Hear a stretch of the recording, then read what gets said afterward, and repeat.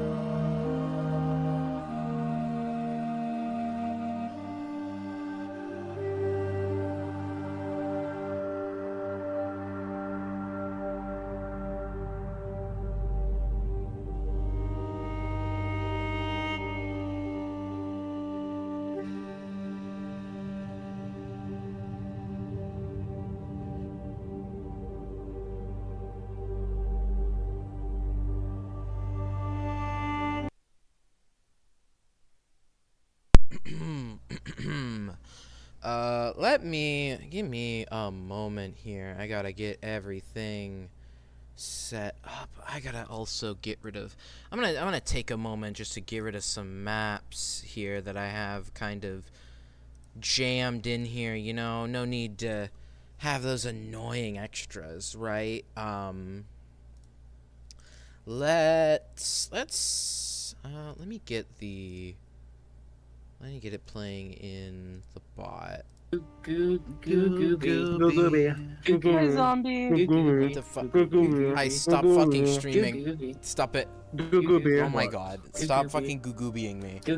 We're here to start something very important. Skill issue. Goo and Gooby. No, okay. What the I'll skill issue all of you in a minute if you don't fucking What did I do? Wait! I'll kill issue you. Sunny is innocent. There we go. No! Got the lily You're pad. all saying goo-goo-be. I don't even want to hear it. I didn't do anything. Sunny was not saying anything. Ugh, okay. Sunny Right. was sitting here, man. Where was I? I forgot completely where I was. Oh, right. So, would anyone want to recap the previous session, or would we like me to? I don't remember what happened. To The guy. I don't remember what happened before it.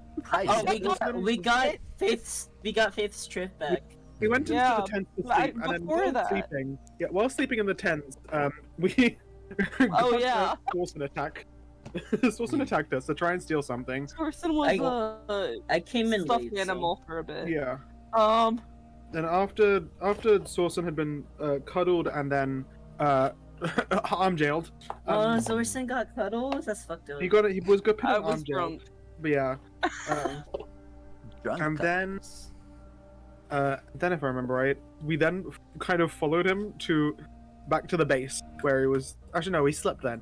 Then we followed back to the red motherfuckers, and then we tried to get Faith's chip back. We got Faith's chip, and then God said hello.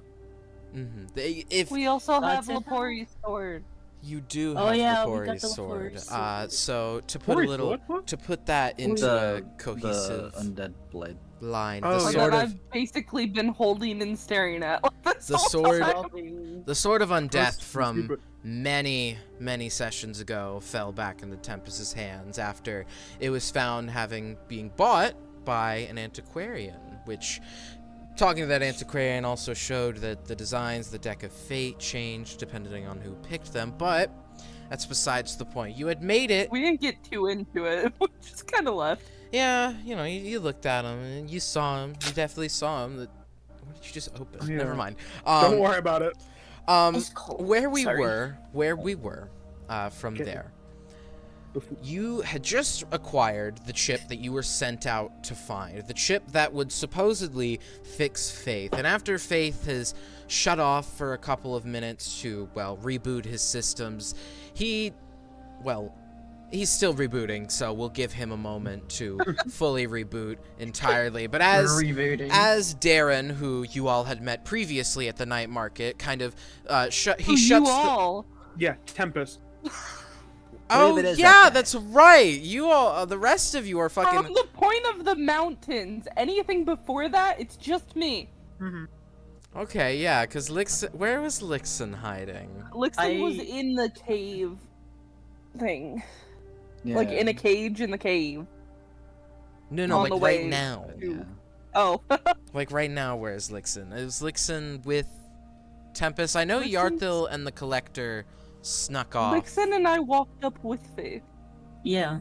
And then the collector tried to sneak off and fell on on their face. On their And face. Yarthil then was your behind soul- them, and then just tripped that guy up as he started Yeah. to run away.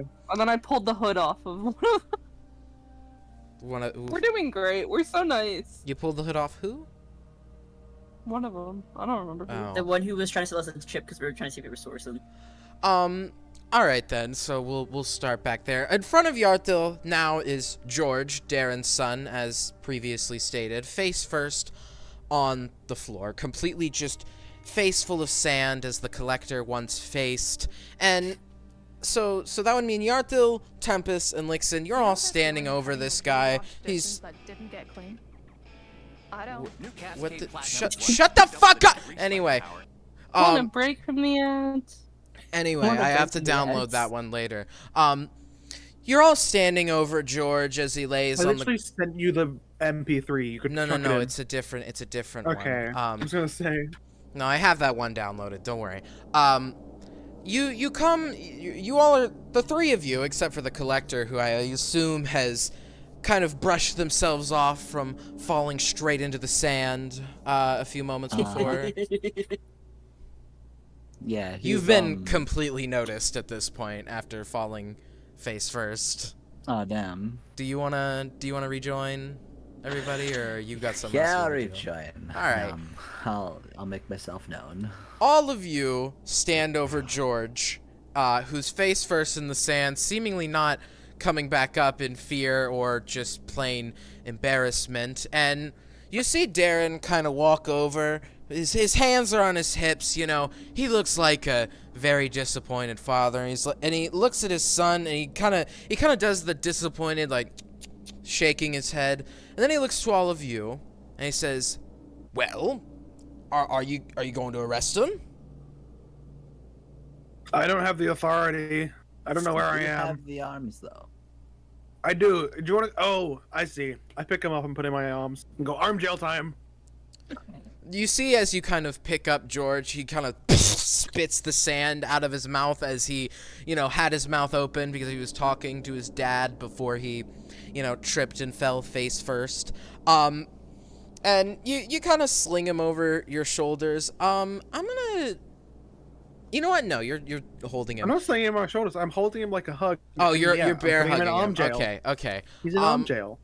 You kind of hold him up in arm jail there. You've got him in arm jail, and he just kind of stares at you, and he goes, Hey, what is this? hey, What? you're in arm jail now. You've been arrested and put in arm jail.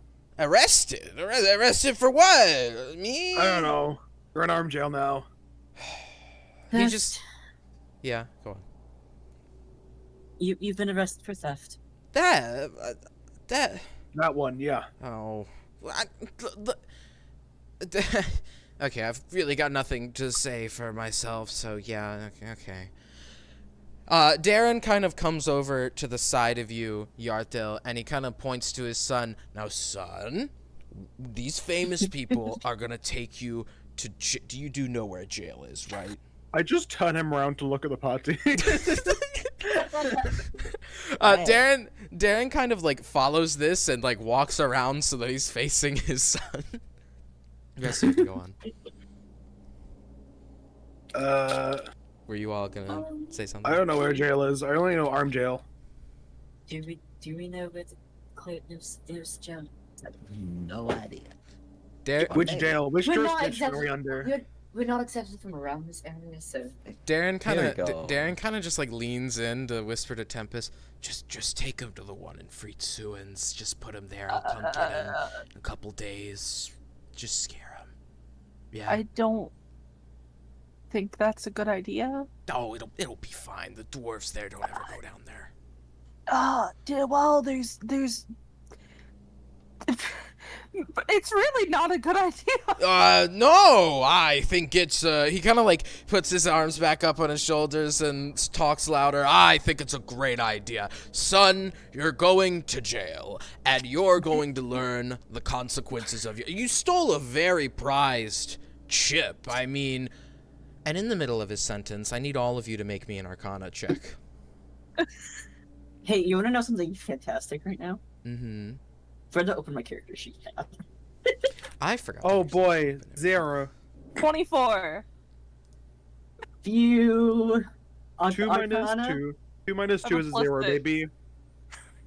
Yeah, it's Arcana. That was real bad. 13. 13. It's better than 0. Loading up my character sheet, remembering what Did the fuck we? I do.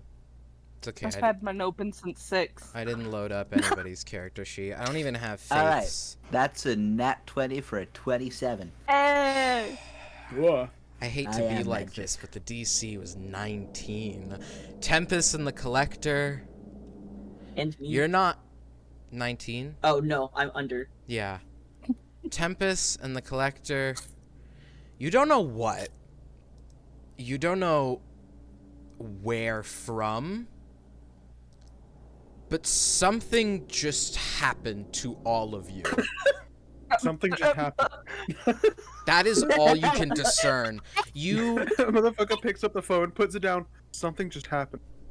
you get a Katsune and Miku. you have a feeling of just this, you can't tell what, you can't put your finger on it, but something magical just happened around you, something very powerful. And, nothing seems to happen immediately. Darren continues his sentence. Now, they're gonna put you in jail, and they're gonna put you where you belong for a few days. And you are going to... you're going to...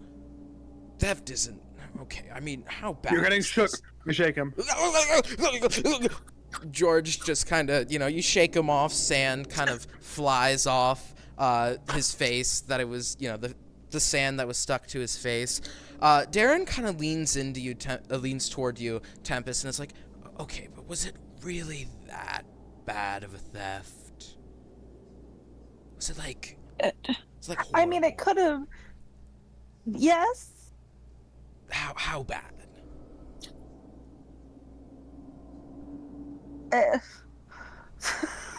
I mean, it was kind of a vital thing to keeping somebody from something alive. Whoa, really? Who? Yeah. Who? I was... What do you mean? Who? Yeah. We've discussed it. Were you not paying attention to your own son's crime? I mean, not... yes, I was paying attention, and that was very bad. Ugh. Sorry, Desert heat's really getting to me. Everyone... I'm so... It should be. Sorry. You all Yeah, kind good. of notice at this point the sun is gone. Where it should be Okay. rising over the horizon, where you give it a glance, there isn't a ball there illuminating the light that is shining over, giving the sky its, pinkish, reddish tones. The light is just coming from something, but you can't see what. And this is Can I noticeable to all of you at this point, since it is the sun in the sky. insight the motherfucker, Darren? Sure, go ahead. 25. He has no idea what he's talking about. Oh, okay, well... But, like, can I insight if anything's off? Because, like, if there's no sun and he's saying it's hot, is it hot? He isn't lying about feeling hot, but he's not hot because of the sun, if that's what you're after. If that's what you're looking into. Huh. He has no idea what he's talking about. Yeah, I What? told me that. I do. I mean, we're talking about my son, right? Talking about suns, where's this one? I'm pointing to the sky with a finger. Well, the What sun. is the sun? The sun should.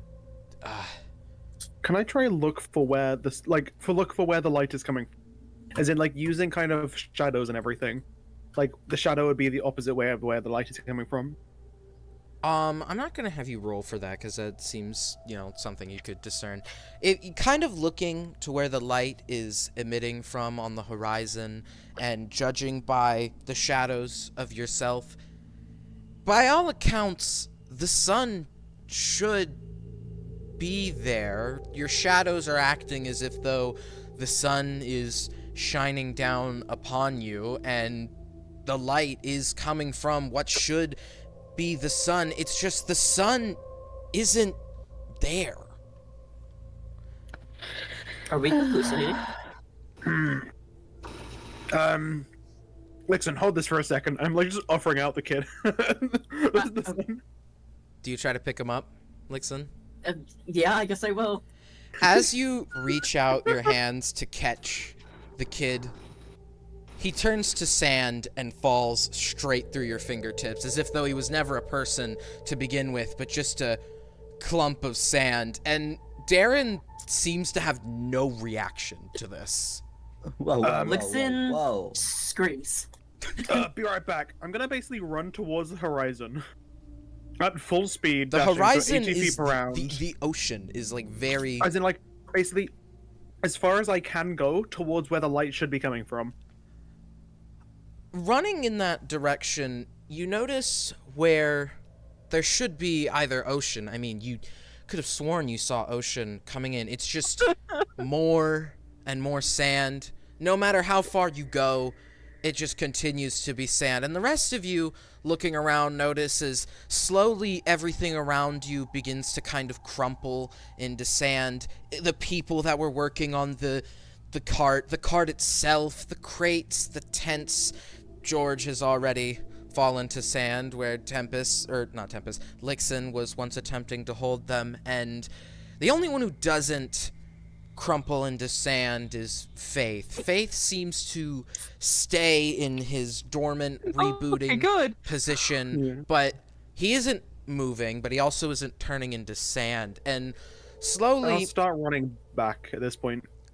Slowly, you notice as well, the sky seems to change from the kind of dark, reddish hue to this black, inky void that slowly creeps down over the light. Eventually, you're in a dark room full of sand. There's just sand underneath you. There's nothing else around, no wildlife, only Faith's dormant body a few feet away, and all of you. Do I get back to the party? Yes. Okay. What's There's it nothing wrong? out there except just sand. There's no ocean. what? Is We're in a like a room. What? Is this a trap? it's a regular thing for you people? No, I've never. Nothing like this has happened. Fascinating.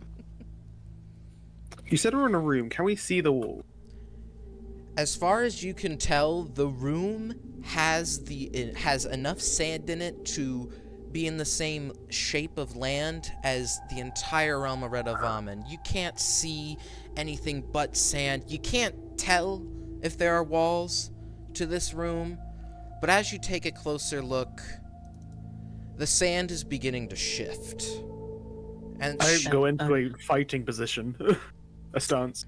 the sand is beginning to like slowly drift, as if though the entire room is being converged in on. The sand is coming down. This powdery substance is beginning to converge straight in the middle of all of you.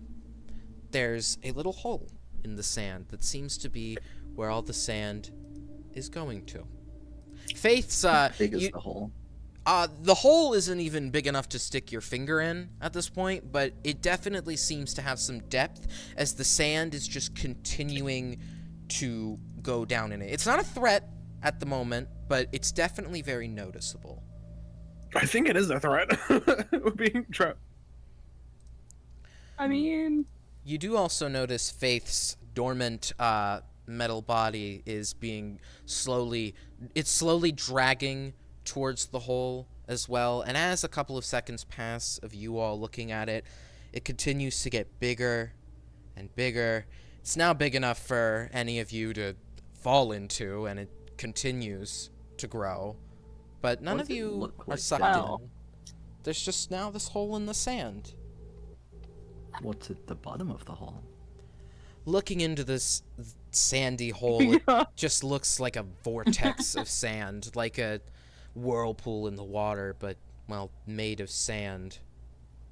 Fuck it. I'm gonna jump in. Yeah, I'm like, I don't see any other options. I'm going too. Listen, I'm doing it because I have slow fall, so I can reduce fall damage, but I'm like, fuck it. I don't see any other options. I'm going. I'm jumping in. Tempest and Yarthel are jumping in, or either of you two? I want to see how they, you know. Yeah, I'm gonna wait a Did second. you hear anything? You know? Lixin, we're either incredibly smart or incredibly stupid. So, I'm Just- hoping it's the first one. just Tempest and Yarthel then? Just Yeah. For now. Oh. The two of you jump into the hole, and you safely land in separate rooms. The other two Oh. up top don't know this. They simply hear the sound of you landing, and you both notice these rooms are not filled with sand as you might expect them to be.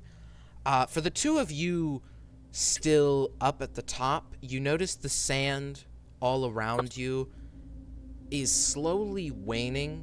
There seems to be less and less sand in the expanses around you, and unless there's walls closing in, you're definitely about to run out of sand to stand on.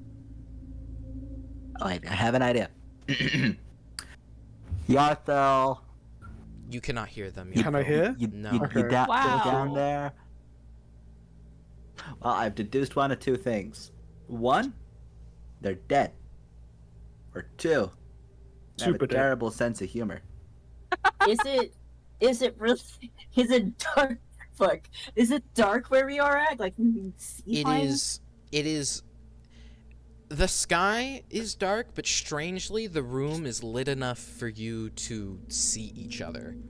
However, you can't see anything but an inky blackness in the distance. All right. Look, I can do stuff with magic items specifically. You got anything like that of the sort? Anything on you? If I've any got of you my are spells, but If any of you are God. looking in your pockets, you will find nothing you had moments ago. Oh, god damn it! Well, I got Oh. nothing left to live Oh, for. it's terrifying. I have That's too much fine. shit. Honestly, that means you guys don't have your like focus pouches or whatever. I'm fine. I can still beat people up. can I not do magic because I don't have my focus? If it has a material component, it would require the material component. The way focuses work is, and quote me if I'm wrong, they are substitutes for material components of spells that don't have monetary costs. So, unless you if you have spells that don't have material components, you're fine. Okay. Well, I do have one idea. Which is Well, you know what they say. Goodbye. Collector's gonna jump in the hole. You know what they say. Goodbye. Goodbye. Lixin, Goodbye. you watch as the collector is just whoop, sucked into this sandy vortex, almost disappearing immediately without even diving fully in. You do hear a metal scraping behind you, and I'm going to ask you make a dex save as Faith's dormant body is hurtling toward you at a decent speed. Cool. That's a 15. You kind of move out of the way. You know, it kind of like barely just hits the front of your foot. Like you stub your toe on it as you dodge it. Ow. You know, it doesn't exactly feel the greatest. But Faith's dormant body falls, and from the kneeling position it was in, it kind of ragdolls almost and Oh. is sucked into the Welcome to vortex the as well. underground. Can I tell is the floor like or is the hole getting bigger?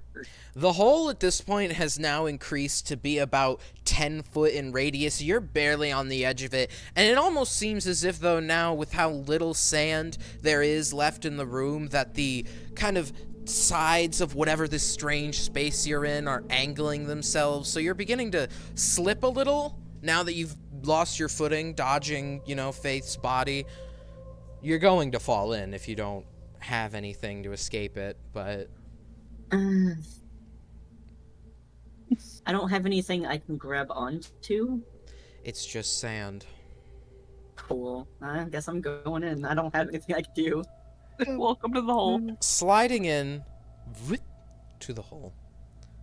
Each and every one of you find yourself in a small god damn it, it's all A small. shut up. No.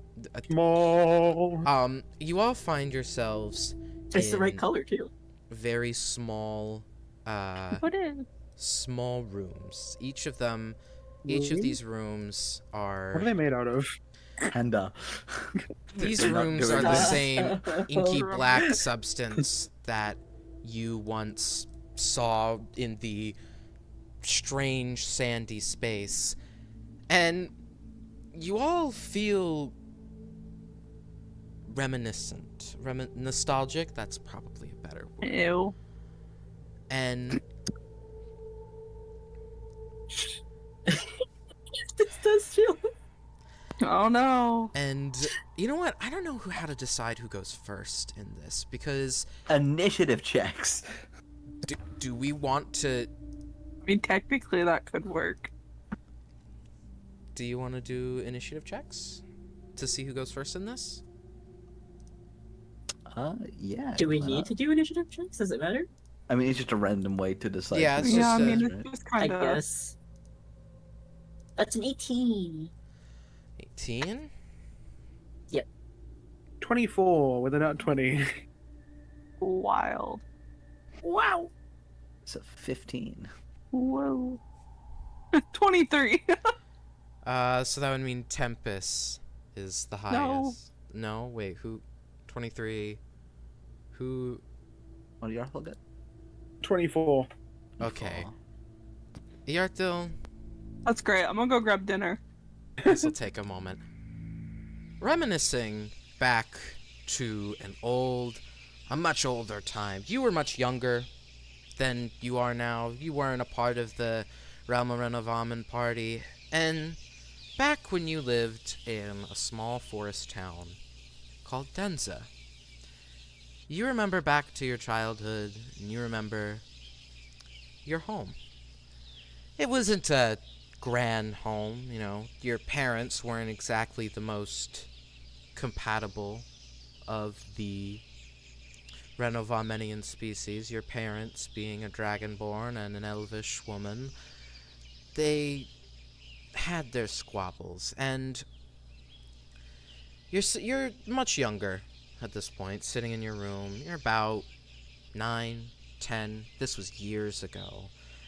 While, of course, the Konsuo Wars were a thing of the past, even when you were younger, this is still far in the past for you. In your little wooden shack, you can hear your parents discussing among each other. It's not a fight, but it's also not the happiest of conversations, at least what you can make out from the murmurings out in the living room. You can hear what sounds to be the flipping of books and the occasional... Your walls are rather thick, so you don't exactly have the best hearing. You're in your room, just kind of on your bed, sitting around, doing what kids do. Do you, we'll be treating this flashback as if though you're playing, as if the events are actually happening. Do you want to do anything? Sitting in your room, hearing your parents discuss among each other? I think Yarthel's always just like sitting on the bed, kicking their feet, just looking for something to play with. On the floor, you see various, hand-carven toys. Your father did have a knack for carpentry, hand-carven little horses, owl bears, various animals on the floor set up or knocked over in a very messy state with their toy box right next to them. You don't have many toys, as they are quite a labor of love for your father to make, but the toy box did hold them diligently until you left them on the floor after playing with them. You also do have a large bookshelf on your room with various books seeming to have come from many different places. Thinking back on this, you remember that they're probably stolen from various different places, as your parents wouldn't have had the easiest time walking into the Denza bookstore. Why, with your mother's reputation and your father's, well, existence. Be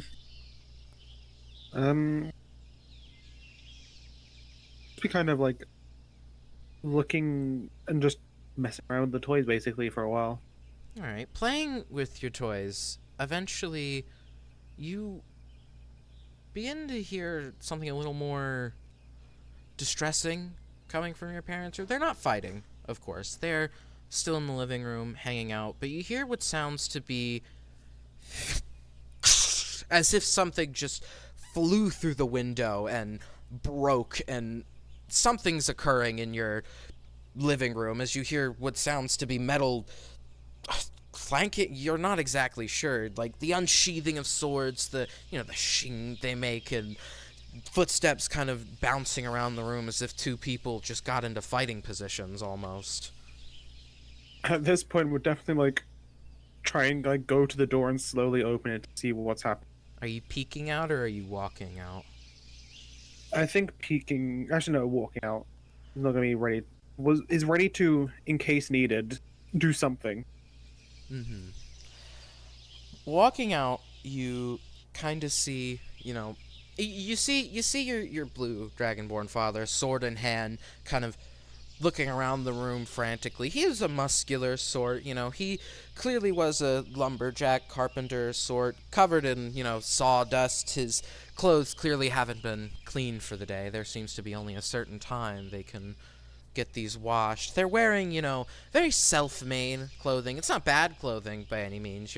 Remember your mother being very into sewing, so your clothes were never raggedy by any means. But he's standing there, a short sword drawn, very worn down short sword. They haven't really been weapon shopping, and your living room consists of a self-made couch with various bookshelves, kind of on the side of the wall with a window right in between these two diagonal bookshelves in each corner, to only let the sunlight in. That window, though, now has a gash, or not a gash, a hole in it, as an arrow is flown through and hit the wall. And your mother is, she's got this long, blonde, elvish hair tied up into a bun on the back of her head, wearing a nice leaf poncho over her, seemed to have been stuck together by sap of the forest around her, and she's reading this note that seemed to have been attached to the arrow, as the arrow remains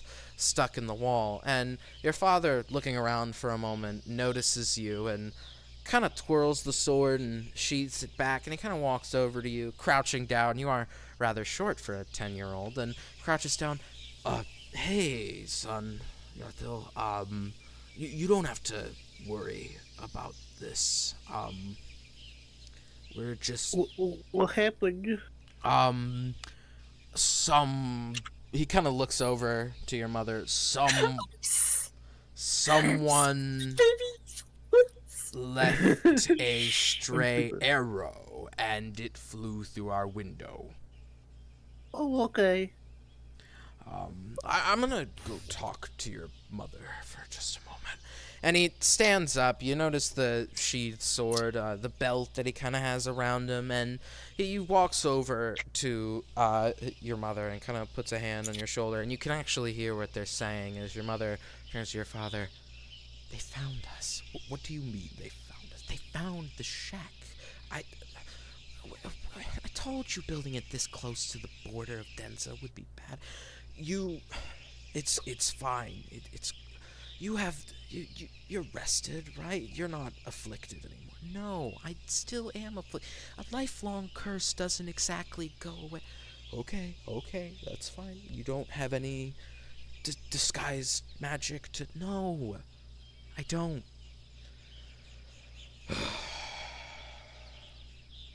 Don't suppose you know anyone that could get us out of the forest. I know the forest. You don't. Getting out here was hard enough. Do you want to interject at any point, Yartho? I was gonna go, are we gonna have to move again? Um, I don't... He kind of looks to your mom and eventually just silently kind of looks down, and he kind of looks at the note for a moment, and you hear, Dragonborns have these sharper claw fingernails. You kind of hear what sounds to be his fingernails puncturing through the paper that the arrow was, or the paper that was on the arrow. Just like, your mom then kind of turns to you. I don't know about right now. Yarthil, have we told you about the bad ones? No. Well, you see, long ago, we used to live in a very quaint little forest town. And when I met your dad when he came into town one day trying to pass himself off as me, probably paid off some guy to make him look like me, he and I fell in love. You know that story. I've told it to you a bunch. Well, when everybody found out what your dad actually looked like, they were, you kind of hear your father in the background, racist, scared of him, and they wanted us to leave, and they don't want us anywhere near the town. They think that we're going to scare the other children. So we are gonna have to move again. Because of these bad people. We don't want to move, but unfortunately, we're going to have to. Do you have your toy box? I'll pack it up. I was playing with it. All right. We'll have dinner, and then we're going to go on a walk to find a new house. Okay. I like walking. Good, good. She kind of stands up from being crouched and goes back to, like, patting your father on the back, consoling him a bit. Are you walking back into your bedroom? Yeah. You kind of... The memory of this kind of fades from you as you faintly remember packing up your toys in your little box, having dinner with your mother, and going on a walk to find a new home, as you've done multiple times. But this memory fades for you as you stand in this room of inky blackness, noticing that now there seems to be the outline of a door in the wall in front of you.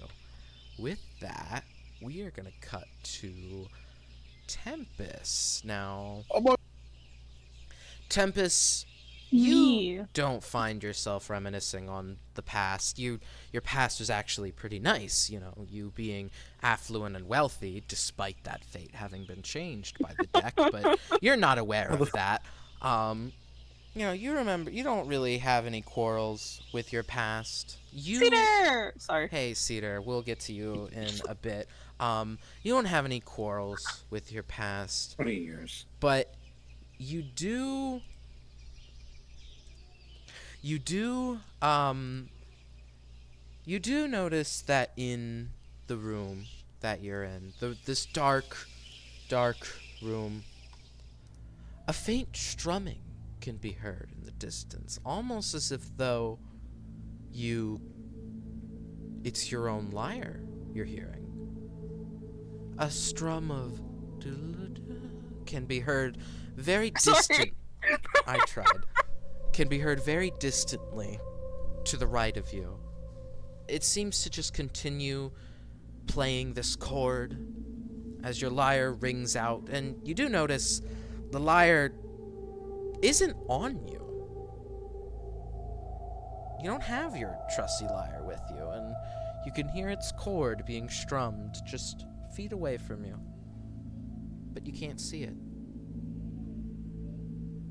You like to go after it, or leave it be? Sure, why not? Walking toward the strum of your lyre, slowly you hear a faint song being played, almost calling to you, singing to you, as you can continue hearing the same chord being strung throughout the song. And you see a glow in the distance, a faint white glow. And it's very far from you, but its song is as loud as if though you're right next to whoever's playing it. Do you go to it? Yeah? Walking closer and closer, each step you take, the song gets a little louder, more elements are added to the song, but nothing ever changes other than the lyre being the main instrument. And as you get close enough to the glow to see what's emitting it, it's not your lyre. It is a lyre. It's one that's glistening of a beautiful silver. The strings seem to be made of a beautiful golden hair, and it continues to strum out to you, and seemingly just in front of you, as this lyre lay on the floor, a spectral hand holds out to you. Do you take it? Yeah. Grabbing onto the hand, kinda, putting your hand in it. You see the lyre come up from it floats up toward you, kind of slowly floats its way into your arms, and as you grab onto it, the silver fades. It kind of shrivels away from the lyre. The strings return to their normal silk. The wooden frame of the lyre returns. But you now have your lyre with you in the dream. It's there. You're not sure what this means, but you have it now. Stuck Cool. in this inky black door, you hear the lyre play stuck in this inky black room, you see your lyre play one final song before its silver glimmer fades. Do, do, do, do. And an outline of a door appears right in front of you, as if though the inky blackness itself has carved into a door for you to see and open. Next, though, cutting back away from Tempest, was it Lixen? Is Lixen here? I'm gonna assume that's a no. Went to the ship. Okay, great, Panda. Thank you. We're going. Collector, would you like to sub in? Sorry, Cedar, you're gonna have to be last here. Yeah, can do, sure. All right, give me a moment. I know there's an ad, but shut up. Shut up. No, shut up. With furniture so Shut up. comfortable, you don't even have Okay, to okay. compromise. I'll download it later. You remember a time long distant to you, a time before you went on this adventuring excursion to collect items and study them. You remember back to when you lived with your parents. If you wouldn't, is the collector early 20s like a lot of the other characters? I don't think I ever asked you that. Yeah, Collector is currently about like 24-ish, 25-ish. Would you say you started your journey multiple years ago, maybe? Yeah, definitely. At 16 years old, you lived with your parents, Your parents were a rather magical type. You definitely inherited it from the family. Your father downstairs, you can hear buzzing away with many magical tools, noises you wouldn't even recognize from any other normal mage's tower. It drives visitors away, and you don't hear your mother exactly working much. She's up in her room, taller than the tower, but you can hear your father downstairs at work, and your room is filled with various little baubles your mother has given to you over the years. Stuff that she's experimented with, kind of messed around with, given magical properties, and I'm not quite sure what they do. On your desk lay a pair of dice. These dice aren't the dice that you have now, but they're a dice completely hollow, except for the frame being visible. Small white lines kind of outlining the shapes of cubes on your desk. Parchment paper lay next to it with various notes you've taken over the years. And your father, downstairs, you hear him, you hear kind of a zzz, damn it! And you hear your father clearly either fuck something up or hurt himself. Your room doesn't have thick enough walls to drown out the very loud sound, but you hear not even a tick from your mother's room. Either she's asleep or hard at work. Do you dare check? Yeah, Collector's gonna go see where his mother is. Opening the door, you look to see the familiar sight of the stairs that surround the wizard, surround the... Hold on, give me just a second real quick, I'm stupid. You see the stairs that kind of encompass your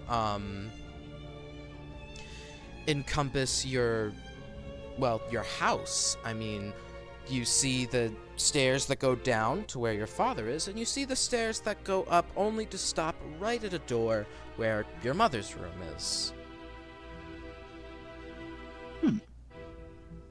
I guess Collector's just gonna kind of reach up, knock the door, and be like, "Mother, Mother, are you there?" Yes, yes.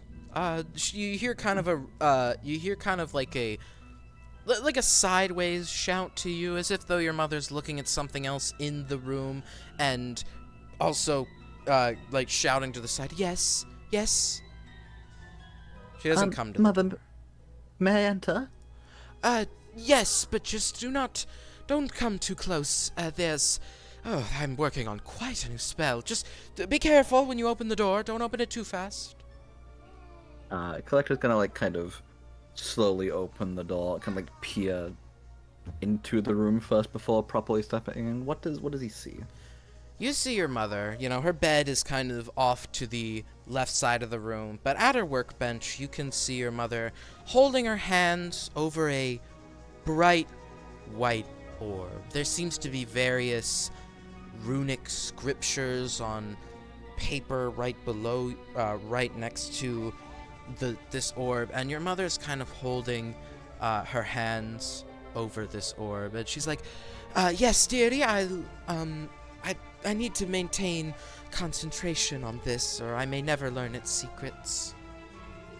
Oh, okay. I'll be back later. Oh, all right. Go check on your father for me, please. I heard him yell, but you know how this is. Yes, of course. Goodbye, Mother. I love you. All right. Do you leave? Yeah. Collector's gonna close the door and make his way down to his father's workshop. Walking down the stairs, coming down to your living room, ex-father's workshop, it almost looks as if though the living room is rustic and completely normal. Imagine, for your father's workshop, a fantasy man cave with your father's, various tools hung up on the wall. There's not neon signs, but little lights dotting the sides of the sides of the walls to kind of light up the room, and he seems to be holding his finger. His hand looks to be a little red. Your father, give me a moment here, you sent me a DM. Your father, being a drow elf, the red of his blood is clearly very visible on his, hand. He goes, "Ah! Ow! Oh, God!" You can see the buzzsaw is kind of covered in blood a little bit, and whatever he was cutting is half done, and he's like, "Ah!" Just kind of holding his hand. Father, are you all right? Oh, yeah, just a bit of a little accident in the workplace. I need to go see your mother. Is she concentrating on something? Yes, Mother's concentrating on something upstairs, Father. She's too busy to speak right now. All right. She gave you a little trinket, a pair of dice. Could you go grab one of them for me? Oh, yes, Father. I'll be back. And Collector's gonna go back upstairs to get those dice. Running up the stairs, your father's, apron that he kind of has draped over him to avoid catching his regular clothes on fire, kind of dripping in a bit of blood. You run back upstairs to find the dice now still on your desk. Do you take them? Yeah. You grab one or both? Both. Grabbing both of the dice, do you run back downstairs to your father? Yeah. Yes. Running back downstairs, you see your father kind of waiting for you at the door. Give me one right there. Please. Yes, of course. He's gonna pass one of the dice to his father. He kind of lets go of his other hand where he was clutching his finger, and you can see he's kind of... You see as he kind of, unravels his hand, there's clearly a bit of a cut where his finger once was, and now his tip of his finger is gone. "Oh, thank you. And he kind of jams this dice on his finger, and as he pulls it off, you see a kind of bony reconstruction has been made to his finger. It's not his original finger, but a bony substance has kind of given him a little replacement. Oh, that'll hold for a little bit until I can get your mother to stop concentrating on that damn spell. And he kind of gives you back the dice. She's found that book of Mortiferum or whatever, and now she's been on that for days. I mean, goodness. Book of what, Father? Oh, your mother, she found some traveling moron, somebody called themselves Geraldo or whatever, said he had a book of ancient spells passed down by Mortiferum himself. You know who that is, right? They've been teaching you that in school. Oh, yes, I think I remember a little bit. Little bit of, evil lich, dragonborn, kind of cross his arms, made people really racist for some reason. Yeah. Your dad kind of pulls back his hair a bit as he's got longer, blacker hair being a drow elf, kind of braids it a bit, like fixes it up. Yeah, she found a book by this Geraldo, or from this Geraldo guy, and she's been working on it pretty heavily, She said that she found a spell to raise the dead on the island, or whatever, but it's not anything too important. I wouldn't worry. Your mother's just conjured a large orb of healing. Oh, okay. Do you want to see what I'm working on? Yes, well, what is it you're working on, Father? Your father very excitedly kind of puts his hands together, rubbing them, kind of bobbing up and down a little. Well, you see, I have, and he kind of goes over to his wall where he has some guns kind of on the wall, and these guns aren't ones that, you'd see in an actual modern day scenario, but an arquebus he kind of pulls off the wall. Well, you see, I've been experimenting with a little item that I've gotten. And he pulls out a bolt. Or not a bolt, a ball, a little musket ball from his back, a little bullet. And he puts it in the arquebus, he loads it. And he has a target, a training dummy in the back of his workshop. It's taken several stabs, several arrows. You can see a few arrows still stuck in it. And strangely, he begins to point the gun to the right of the dummy's head, not directly at it. And this doesn't seem to be a mistake. You want to see something cool? Yes, but shouldn't you be aiming at... He fires this gun very loudly as the bullet zips out, and you notice as where it should hit the wall, it takes a curve to the right, going straight through the dummy's head and into the wall right next to it. And you can hear what sounds to be a as it very loudly makes its way through the wall, and you see your father kind of wince at it. Oh. My goodness, Father. It wasn't supposed to go through the wall. Oh, no. Do you hear your mother? I'm kind of leaning toward you. You don't hear anything. No, Father. Okay, She's good. She didn't quiet hear. as anything. She didn't hear. That, though, did you notice how it curved? I thought Yes, Father, it was splendid. I thought it was very interesting. I don't understand what magic has been imbued into this. I'm trying to replicate it myself. It's incredible. I've been studying it, Here, do you want to take one? He kind of pulls out another one from his pocket and hands it to you. You never know. Might need a trick bullet. I've been calling them that, but... Sure, yeah. Father, that'd be wonderful. Thank you. And he kind of, as you kind of hold out your hands for it, he drops it. Anyway, though, I was working on cutting the balls for it. The balls for the bullets when I had that little accident. I do need a break, though. Why don't we go see if your mother wants anything from Flumen? You live close enough. I've saved up a bit of money. We could see if we buy some good food, have a good night in. I mean, it could be worth a try. I just don't know if it's right to bother her right now. Mother seemed rather busy. Oh, we can just go in and give her a peek in, just ask her a little question. Don't even have to open the door.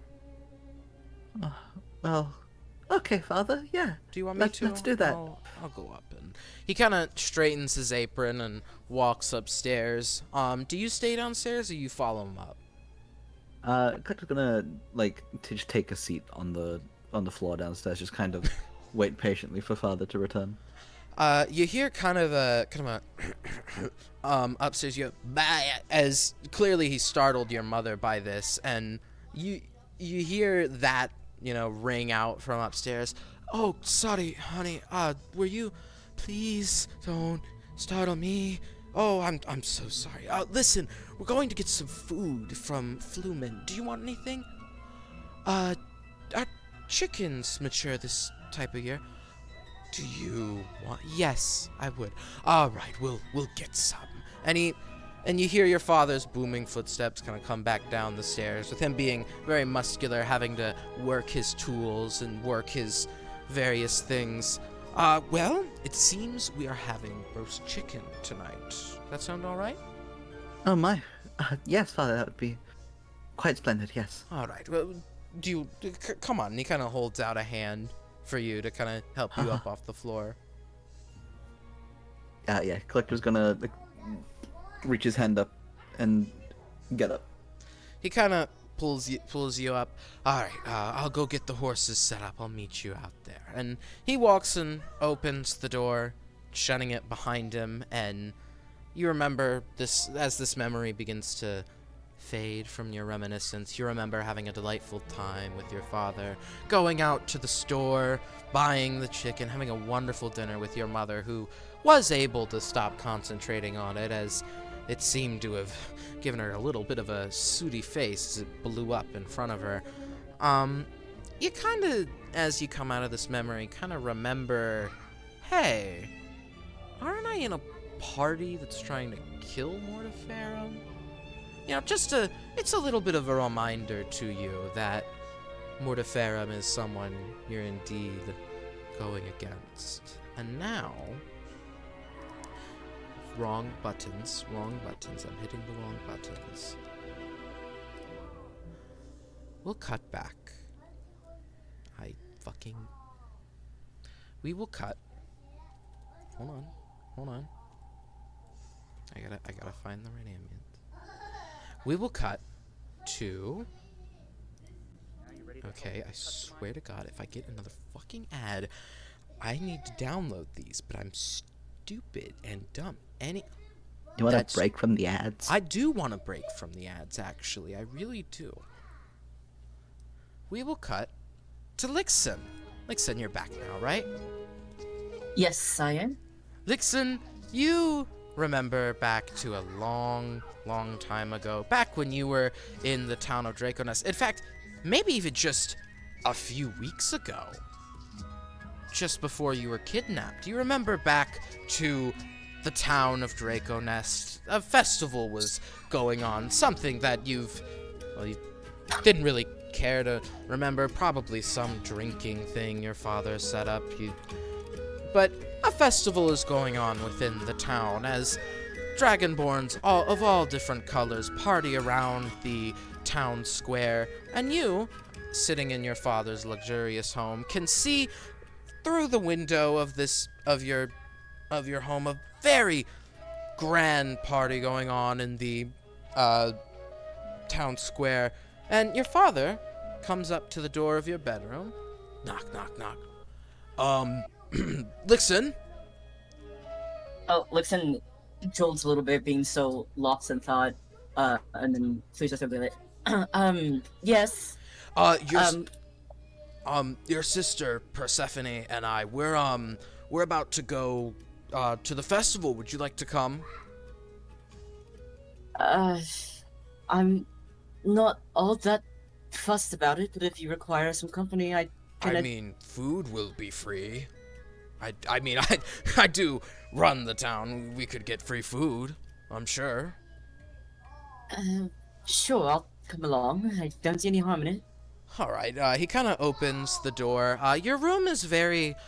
your room doesn't exactly have many sorcerous artifacts in it. While, of course, this was at a point where you'd use your magic recreationally. You hadn't really, well, you'd been on adventuring some, I'm sure, but not as much as you have been now. And your father kind of opens the door, and your room has got some bookshelves in it, a nice table and chair to sit by and look out the window at to let the sunlight come in. Your bed, a very luxurious, softer bed, where all of the other beds that we've seen in other people's flashbacks were thin and just the mattress. Your bed is nice, fluffy, and there's even a dent in it because you found a nice sweet spot on that bed to just lay in the same way every night to drift to sleep. The house you're in is constructed sturdily.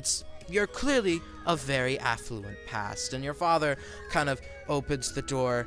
And remembering this, Lixin, seeing Persephone standing next to your father, you realize that every time you've seen Persephone in the church party, it wasn't just coincidence that she oddly looked like your sister who barely talked to you. It was your sister who barely talked to you, as Persephone kind of stands by your father, just kind of giving you a glare. Your sister hadn't exactly been the kindest to you, even though she was older. She always tried to one-up you. Whenever magical competitions would go on in the town and you'd decide to join in just, a magical talent show, your sister would perform some divine act of Renovamen when what you conjured up, a beautiful fireworks show of magic, would just not impress the crowd.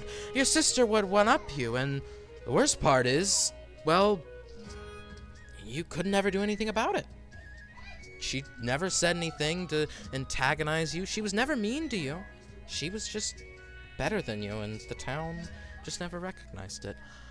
Anyhow, though, coming out with your father to kind of your front door, you follow your father outside. Your mother is not home at the time. It seems she has business elsewhere. Walking into the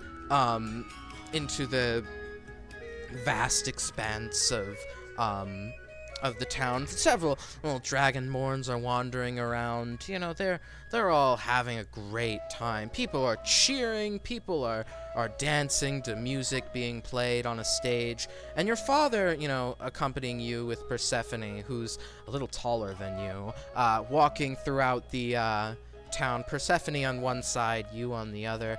Your father kind of kneels down a little. He's very muscular. He's a white dragonborn, so he stands out very much in the crowd. His horns kind of curl back on his head, like a goat's, and he's wearing kind of ceremonial armor. You remember this festival being very important to the town, being that, well, he is the leader of the town. He likely has some important thing to say on this day, and now seeing things a little more decently, you notice that up on one of the banners above where the band of Dragonborn bards are playing, you see 2,501st anniversary of the end of the Consuenian Wars.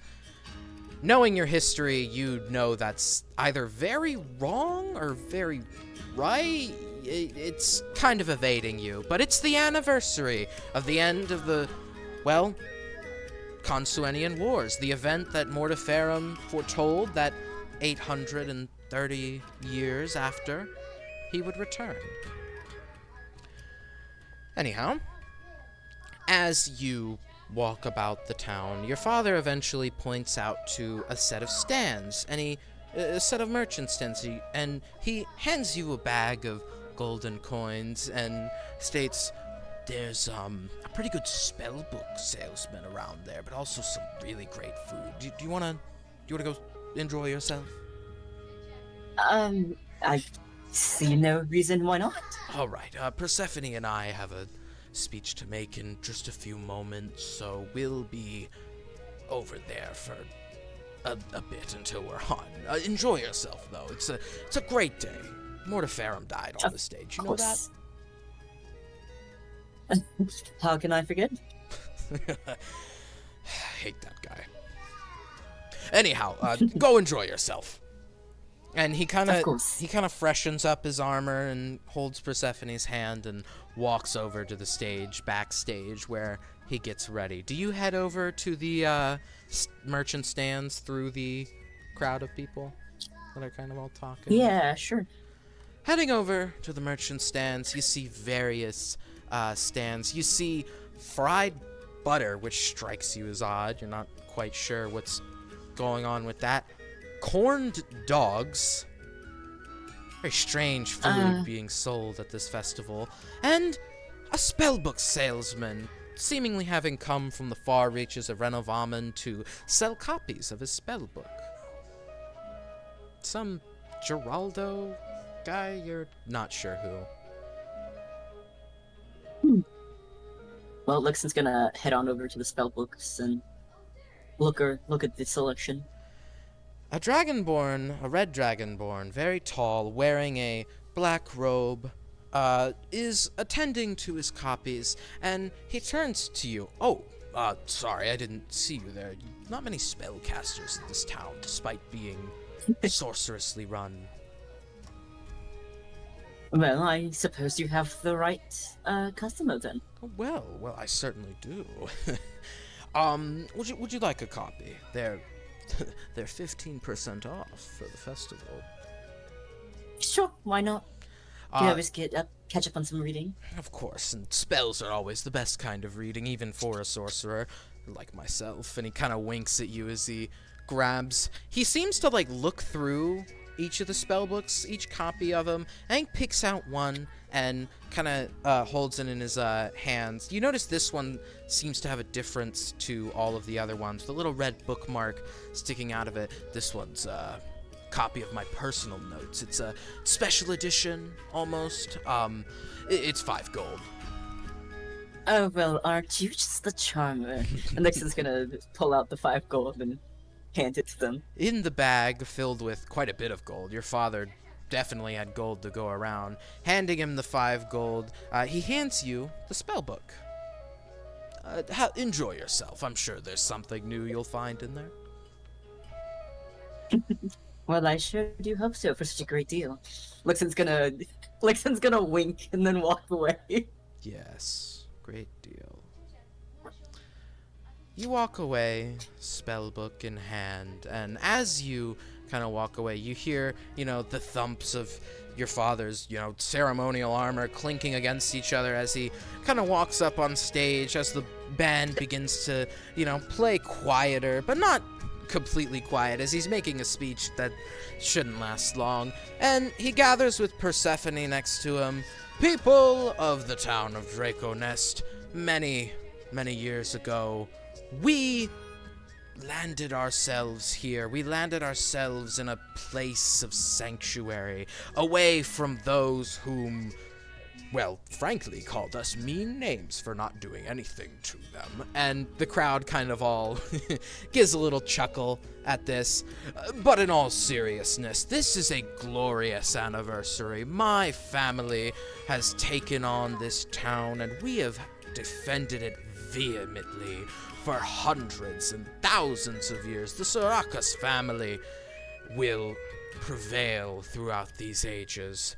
But with my growing age, I mean, no good dragonborn ever gets to my age, but we'll let bygones be bygones. And you're not quite sure why the crowd chuckles at this one. Probably something your father hasn't told you, but everybody chuckles at that. I would like to announce, being my oldest daughter, the new heiress to the leadership role of Draco Nest, Persephone Sarakas. Persephone walks up to the stage. There's no microphone. And she kind of puts her hands together and begins to simply talk to the crowd. At this point, you're kind of, well, I mean, you're numb, obviously, in this situation. I mean, you were just stood up by your dad for the position of leadership in the entire town you've lived in for your whole life. And now that you think about it, She was adopted. I mean, what? Her? Over you? And simply thinking of this, you hear a whisper from the book. Do it. Do it. Do it now. You're not quite sure what this means, but the book seems to be compelling you to open it. Do you? Being as morbidly curious as Lixin is, Lixin will open it. Opening the book to the red bookmarked page, this dust seems to sprout out from the page straight into your face. It kind of gets in your eyes a little bit, but you're deep in the crowd where no one really cares to notice, even Persephone on stage giving some stupid speech. As though this powder kind of reaches into your face, can you make me a con save? Oh dear. Constitution save. That was not good. 12. You, as this dust kind of gets in your face and eyes and nose and system, you cough a little and you slowly begin to feel really drowsy as you slowly begin to kind of faint and flop over deep into the crowd where your father can't even see you. He's probably scanning the crowd at this point as you fall to try to see where you're standing, but you hear faintly, "All right, get her now. Them, I don't. Just get the prince." And you kind of hear as if though you're being put into a very long bag tying. You hear knots tying and people dragging you. Very distinctly elvish voices. "We're going to get so much from this. This is gonna be great." You remember this as the day many months ago you were kidnapped, where you had to endure the various horrible travel with your captors, the many times you attempted to escape only to fail through various, well, elven offenses, and the memory kind of fades to you as you return to the inky blackness after remembering that day, and now a door, the outline of a door, has appeared in the inky wall in front of you. With that, hey Faith. Faith? Cedar? Hi. It's your turn. Is it my turn? That's so crazy. Going back to a very, well, sorry.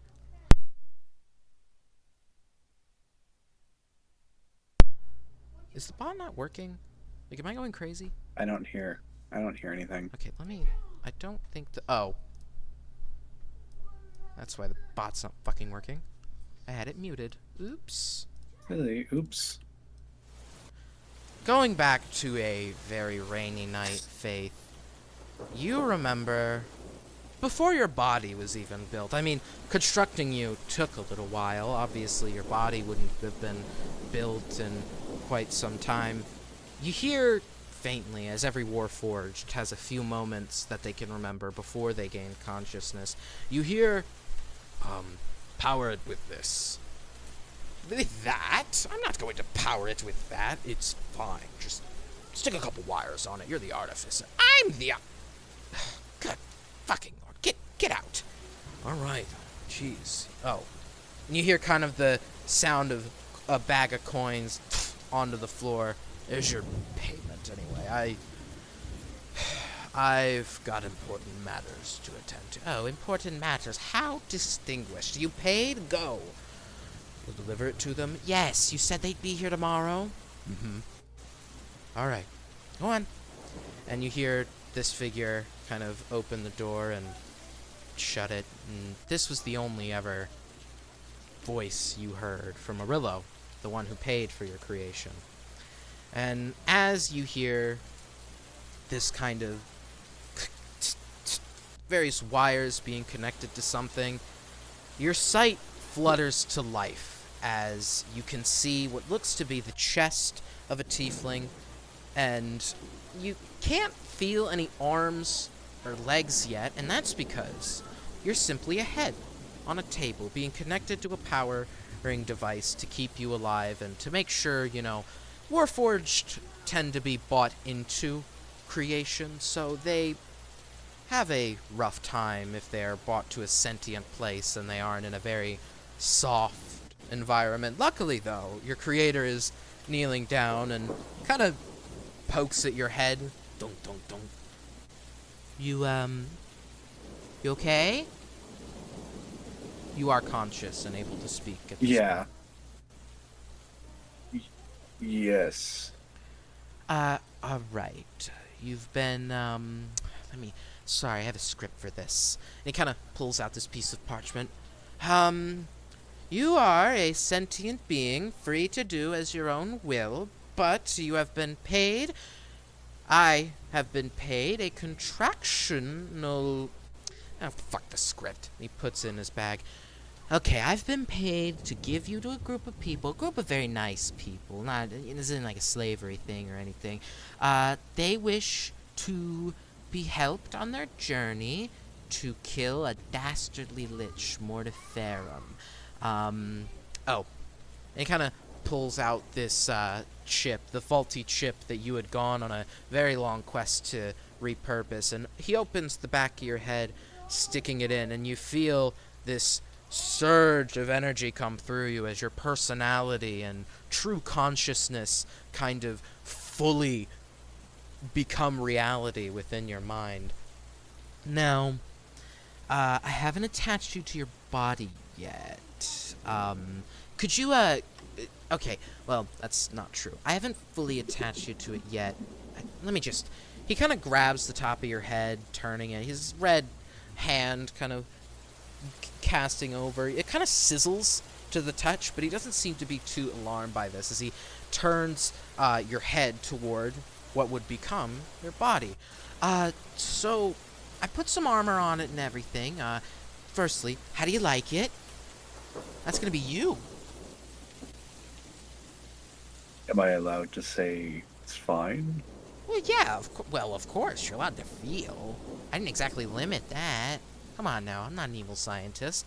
Your designation in that body, should you decide you like it, will be F4IT3, or, more well abbreviated, Faith.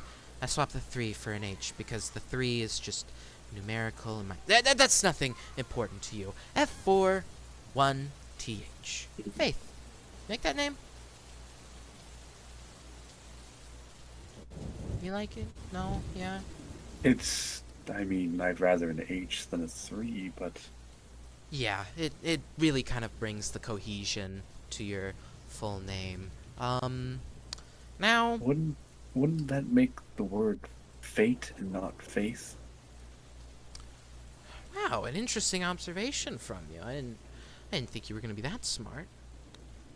That's good to see, though. Your faculties are working. You know how to spell, at least. I should probably be able to spell, but that... besides the point. We're gonna run a couple preliminary tests before I attach your head to your body and show you how to work things. Can you move your arms? I know it seems like they're not your arms, but you're attached, and you kind of notice as you look over to your body wires attaching to the open neck slot that seem to be attaching you to your body.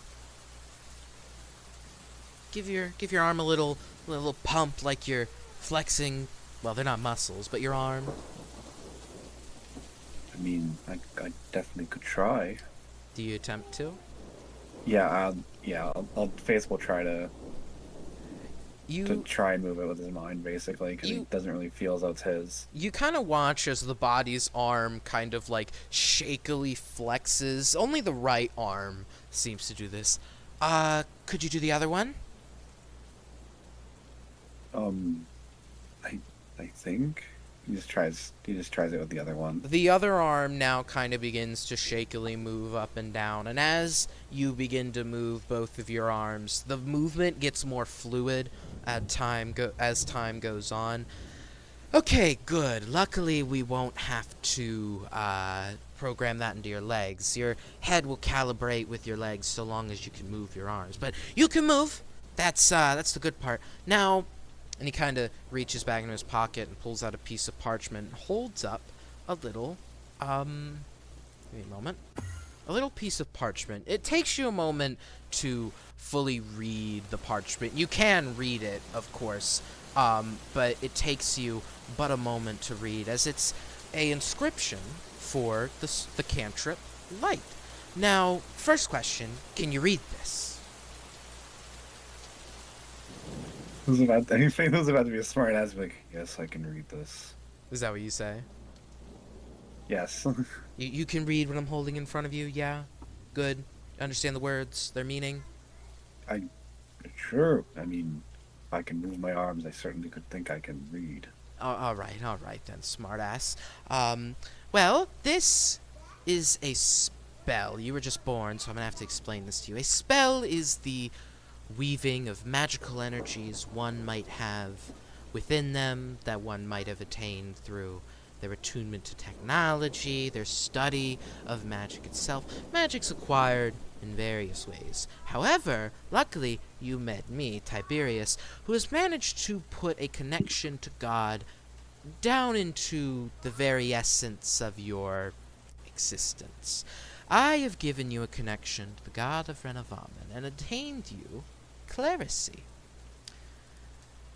I need you to attempt to cast this spell with your hand. And you notice the spell kind of has instructions. Hold hand outward, think of a bright, beautiful place, and weave that place into an orb. Those are the instructions listed on the cantrips, the parchment paper. It seems to also have a rune on it, but you're not quite sure what the rune could mean. Could you just cast it? I gotta see if it's working. I mean, I certainly try. Your body kind of lifts its arm up, smoother now, and you think to a very sunny place. This is a place that you don't recognize, seemingly having been implanted into your mind. It almost looks generated. You can't quite tell, but it's a sunny, beautiful place. And you kind of weave it into a ball within your mind. And as you open your eyes again, you put your arm down, and a small orb of light has appeared in front of you. And Tiberius walks over, grabbing the light orb in his hand, and kind of moves it over to put it in front of you. That's just the beginning of what I'm going to teach you to do tonight. Well, isn't that just freaky? No. Your magic is not freaky. Magic can be used in horrible ways, but the very nature of magic itself is to be used by you. You can do anything with this, and in fact, I actually have, and he kind of reaches into his pocket. Oh, give me a second. He kind of reaches his hand further and further into his coat, as if though he's just reaching into a space that really shouldn't be there, and pulls out a book. I'm going to teach you quite a few spells. Hopefully we'll have you ready by tomorrow. I'm going to train you up, get you ready for clerisy. And, well, then you'll never hear from me again if you don't want to. Hey, go adventuring. Go enjoy your life. You've got a lot of it. Should I hook you on your... Do you want to be hooked onto your body now? I mean, I guess so. Alright.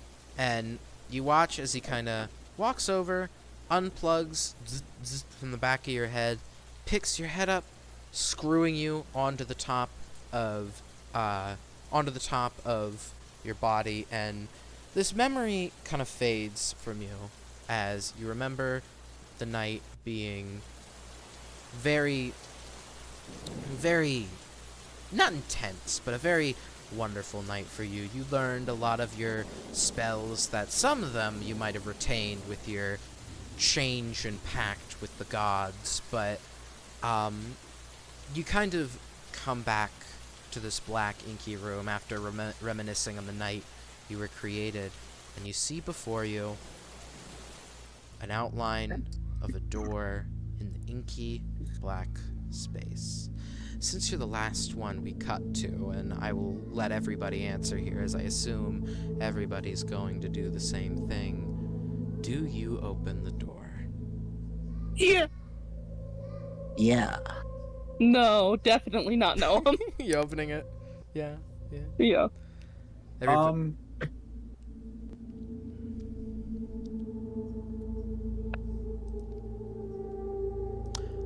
it just Yeah. it just hit to me, Faith. Do you know what happened beforehand? No. Basic, Chase just powered back on. Faith That is, Faith to be also fair- doesn't know what happened. you're right. Yeah, Faith, you've powered back on into this. You wake up in a room, a rubber room. No, A rubber room. an inky black. And You wake up to the inky black space with the door in front of you. Do you open it, Cedar? Can I use my divine sense to tell if this is anything that is related to anything celestial, fiend, or undead? Or if I know that if there's a location of one in that 60-foot range? No. You can't really sense anything. Okay. You can make an Arcana check to see if it's anything magical. I'm gonna. I gave everybody a chance to earlier, so. Barn That is a 17. This is definitely some kind of magical effect. You're not currently in reality, but you're in a magical plane of existence or space. Tuesday. Shut up. Do you open the door, Cedar, as does everybody else? Yeah. Everybody else? Part of me that wants to do something. I'm going Yeah. to cast dancing lights to In- see if I can see anything around me. Casting this light into the room, all you can really make out is the borders of the Four room. lights, technically. 4 lights. These lights, you can only see the borders of the room. The shadows of the lights are kind of non-existent as they just shine ambiently around you, and you manage to make out the 5x5 room that you're in. It's tall enough specifically just to fit you. The door is also just tall enough to let you through, as goes for everybody. I'm gonna push the lights out as far as I can get them to go, while still them being in range. So I think it's 60 feet out of the door. You watch as... Oh, out through the door? Yeah. As soon as you open the door, the room tips and you kind of fall down this, like, it's not a harmful drop, but it's a slide down to another door that opens, and you kind of fall into a very nice looking room, actually. It's pink in color. The floors and the walls seem to be made of clouds almost, and in front of you is a wooden wine cask. I'm assuming everybody else also opens Yeah. the door. Yeah, Is this I'll the open the same room we door. go Yeah. into, or Huh? do we go into the same room, or do we want to go? You all separate? go into the same room, so I'll just move you all in here. You all slide down these stairway, your slides, landing into this room. And as you all fully enter this room, it's a very long room. There's 2 doors, kind of on some of the walls in front of you. Yartil and Tempest, you can look forward to see a door right in front of you. Lixin and Faith, you can also see a door right in front of you. But if you look toward the center of the room, there are 3 sets of armor guarding what looks to be a very out of place, dark, inky space in the room. Something you can't see anything behind. I'm trying to find the maps channel so I can post this. Russell gets up and is rubbing his ass like, my ass. Oh, goodness. Sounds good to us. Sounds good to some of us that have an ass. Oh. I mean, look, you're a row. You still have an ass, right? Friction still exists. Do I still have my lights? Your lights have kind of followed you into this room. They were seemingly All pushed right. out with you. I'm going to try to move them towards the blackness, see what happens. Do they pierce magical darkness? I don't Fucking know. terrifying. I don't think so. I don't think so, but that's I fucking don't think terrifying. so. Hold on, I can look it up real quick. I was looking up only cleric cantrips. Silly. Shut up. Dancing lights. Wonder why. Doesn't say they can, so I'm gonna assume no. You watch as your 4 lights all seemingly disappear into this inky space. Well, And they're all gone. The 3 sets of armor, they're very distinct from each other. One is a more purple and black in color, holding its arms crossed to each other. The middle one is gold and holds a shovel in its hands, and it's kind of holding it like it would a religious scepter, clutching the handle in both hands. And the final one is silver and standing in a very elegant pose, as if though it's posing to be painted. There are 6 wine casks in the room as well. Faith, Lixen, Yarthil, and Tempest. You've landed just in front of 2 of them, and there's another one kind of further towards the door. And Where the fuck's the collector? the collector's in the Where very am I? middle of all of you. He's kind of come out of the middle room. He's just in front of the... You'd only been saying Lixen, Faith, Well, Tempest, yeah, that's and because Yarthel. those are the ones that are in front of casks. Casks. But the collector Okay. is in the same room as you, in the middle, facing directly toward the golden suit of armor. They are right towards us. Like, What is the thing behind the armor again? An inky black space of magical darkness you can't see through. What's the big S? You can't see that, and that wasn't meant to be there, because when I was on the dungeon making software, that didn't Is it show supposed up, to be S and for secret? I couldn't delete it. No, It it's is S not for supposed to be secret. S for secret. Oh. You'll know what it is in a minute, but it's not you can supposed to say be that there. soon It's with an S. illegal. It's illegal. It's illegal to know. Anything we want to do in this room? See what's inside the cask? Or is it like? Yeah. I would open the Yeah. cask. Are you opening So it's the like a one? barrel. Like, is it a barrel that has like a cork in it, kind of thing? It's a wine cask. It's got a cork in it. You know, it's a wine cask as far as you can tell. How? Yeah, I'll pop it open and see if Yeah. what happens.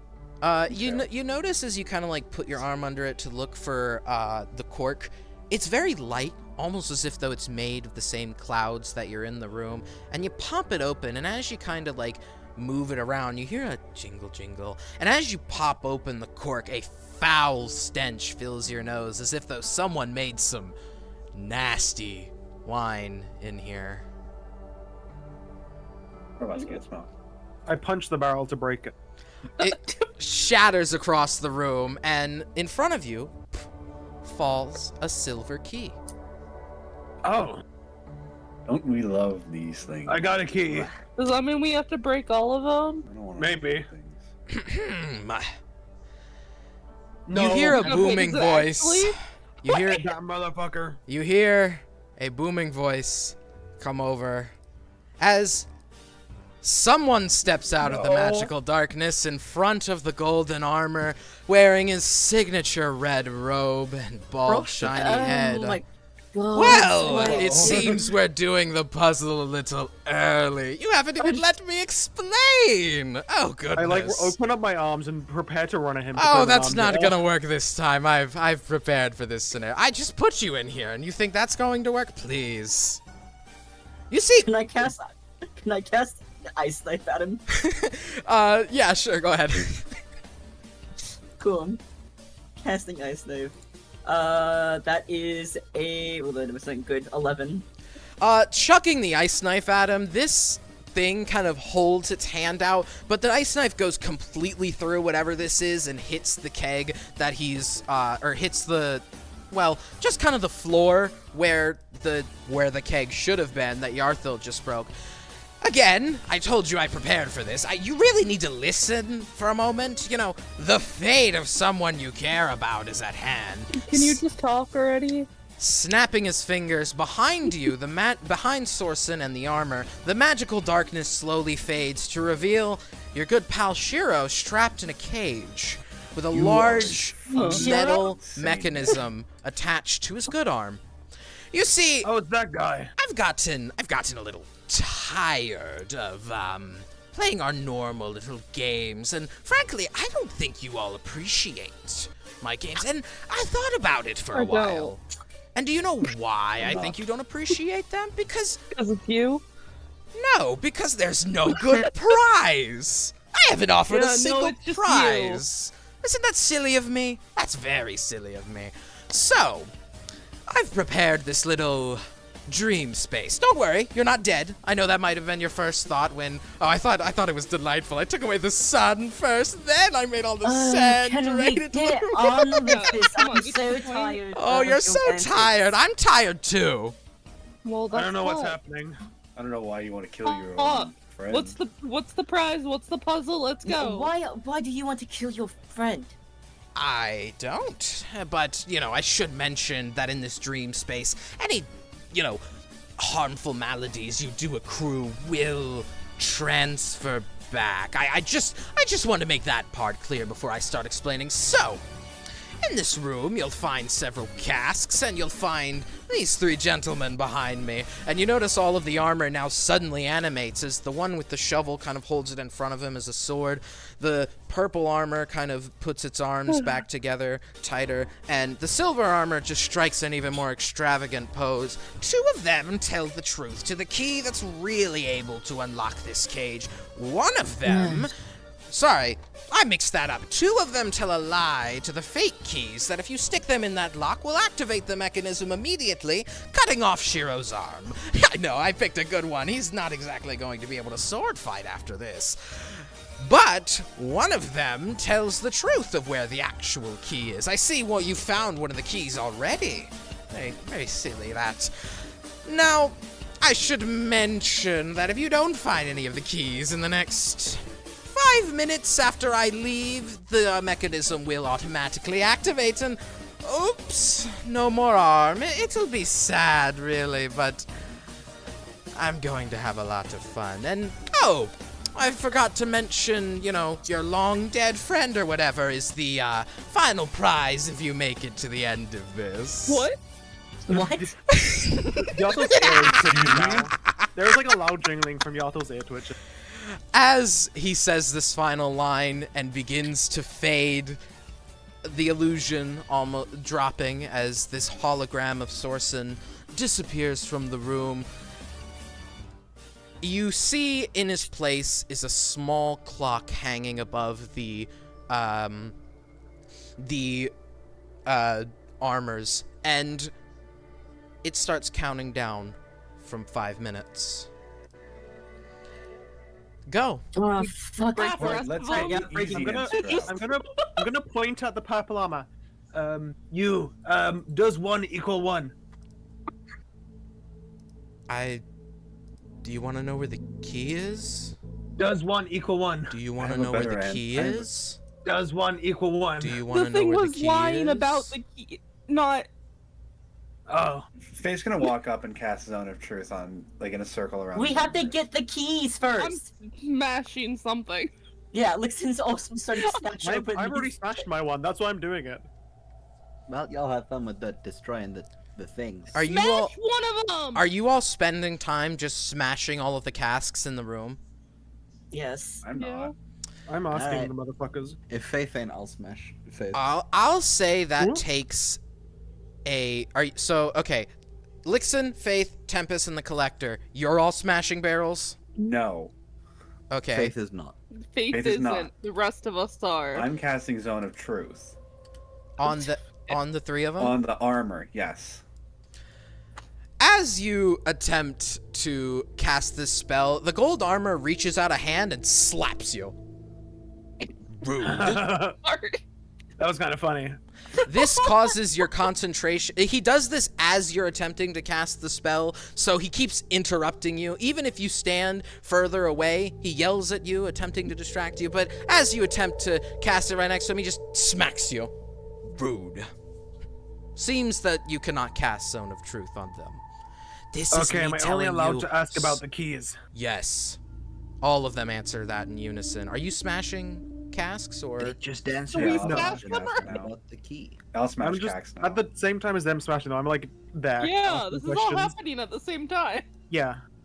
All right. So during this minute, you're all smashing casks. Faith, or not Faith. Yeah, I was, Yarthil, which one are you asking? I'm currently pointing to the purple one.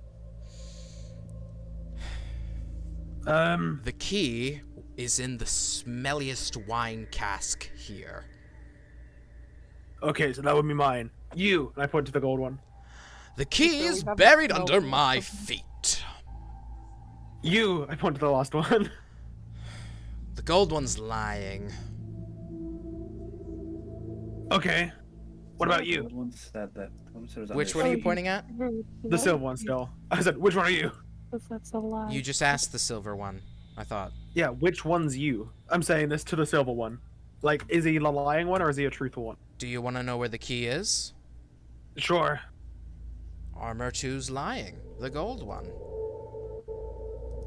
Okay, well, I'm gonna go check under the foot of the gold one.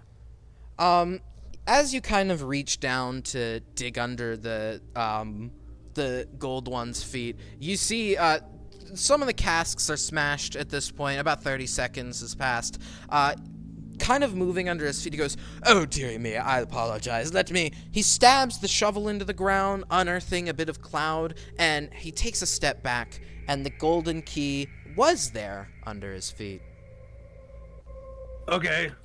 I'll take the gold key. You now have the gold key. As you all are smashing casks, Collector, you come across a second cask. Smashing it, breaking it open, a purple metal key has fallen out of the cask.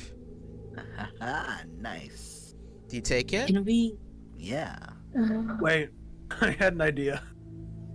can we What by use what? these Oh. keys on them? They're color coded. I don't know, but I have an idea. If you will let me do it. One What's your moment, idea? Garthil. Dear Lixon, the keys are only for the cage. We don't unlock any. Fellas, they've gotten all the keys. We should step aside. And all of the armors, now that all the keys have been found, sink into the ground, disappearing. A full minute has passed. You have now 4 minutes before Fuck. So his how arm will is- go off. They've just gone. How is Shiro's like rigged up again? Is is it a device on it or? He's standing he's kind of suspended a bit in the air. This place is magical and lots of the things don't make sense. He's sort of suspended as his arm, his good one, his right one, is covered in all of these metal like saw blades that seem to be touching his skin but haven't turned on. They're all though connected to one wire that floats in the air connected to the clock. Other than that, how's he doing?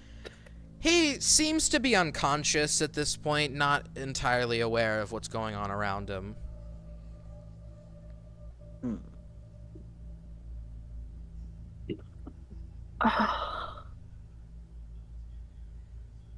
So technically, gold wasn't lying when it was there was one under Correct, his but foot. that means that silver But is a liar. But actually, it's just saying gold is lying, saying it is the one under their foot. There was just one under its feet, so it could be telling the truth. But Yeah. So that would mean, but even then,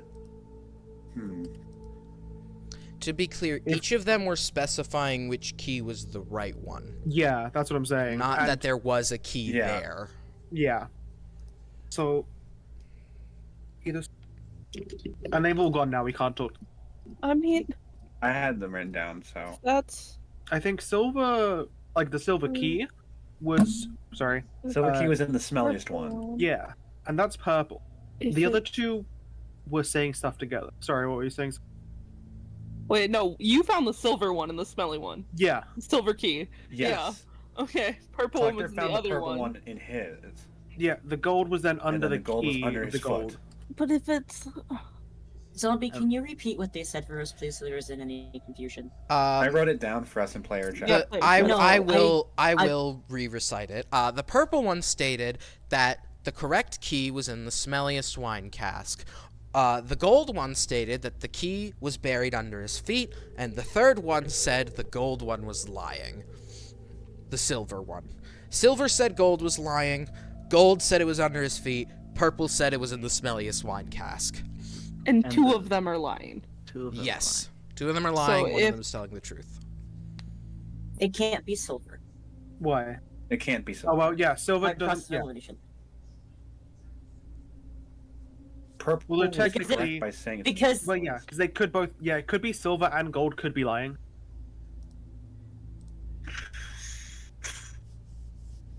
Because, but then no, if- because silver wait, could also be telling yeah. the truth. if so, If yeah, silver's if telling silver's the lying, truth, then it's the purple key. but then the purple one, the purple key, yeah. There's 4 or 5 keys. 3. 3. There's Three. 3 keys. Oh, yeah. just the So There- if there was- silver's telling the truth and gold is lying, gold and purple are lying, it can only be the purple one. Yeah, because then But gold and silver would then be both. Yeah. Yeah. No, we found the purple key in the caskets. The one that was under gold's feet was the gold key. Yeah, but I'm saying like the Yes. purple, like silver and if gold and purple are lying, then it's the purple key because the Yeah. silver says the gold is lying, and so that's the only key that has not been mentioned by name in any of the riddles. I don't want Shiro to lose his arm. I don't don't either. either. That's why we're trying to. Yeah, we're trying to. I don't know. That one's Someone of sure the would have way been that perfect for this. That's exactly why I said, you gotta think. What's my name about? I'm Right? bad If at only I these saw puzzles. Warcaster. That one. Right. That one's. Look in the keyhole. In the keyhole Mm-hmm. of this Yeah, can we cage? Peer discern inside what the keyhole, like what the Yeah, if there's, mechanism like, on the a- key is? Yeah. Taking a look inside the keyhole, you do hear a come from Shiro in the cage. But as you look at the keyhole, you see a little picture of the 3 helmets of each of the armor. The gold standing at the top of this triangle of the helmets, and the purple and silver being below it. Okay, That so in the Gold there's- was telling the truth. maybe, and then silver would be lying, and then purple would be lying. You do notice, I will say this, as you all were breaking caskets, you notice, Yarthil, that a lot of the other caskets smelled far more foul than just some rotten wine. There was smell of fish, rotting What about the corpse. silver one then? The silver one, That's not silver. the key. silver Or the one, one that had the silver key in. you wouldn't know this, but Collector, it was actually quite a fragrant smell that came from the one you smashed. No, Quite you're nice. messing up the keys. The silver key was the one that was in the smelly one. Yeah, silver Smelly was in the the, purple. purple one to was in the one Jarthel. that smelled nice. yeah, silver was in the one that smelled bad, and then gold was underneath gold's foot. We're mixing these up so bad, I think. I mean, No, we're that not is- mixing anything up at this point. We're just trying to. I hope we're not. I'm I just trying to think too. Because if gold is in the truth, that means it's not the smelliest one, which it isn't. But then, yeah, so we can say that I think we can say purple's lying because it was not in the smelliest casket. Because there were smellier ones. Yeah. So purple is There definitely were lying. So we smellier need to ones. realize, is gold is it gold or not? We have a 50-50 chance now. And That's not a good shot. if I we mean, want to if take the that's- 3, currently gold is at the top, which might be a thing, but I don't know. If anything, I will use the gold key, and if it Yeah. is wrong, it's my fault. No, we shouldn't make it anyone's We fault. We shouldn't- should take the we blame shouldn't be together. making anybody Right. As you all have by been me. discussing this, there is now only 2 minutes left on the clock, as Shiro has now regained consciousness and is just kind of looking at all of you and his arm periodically, not panicking, but his eyes are definitely wide.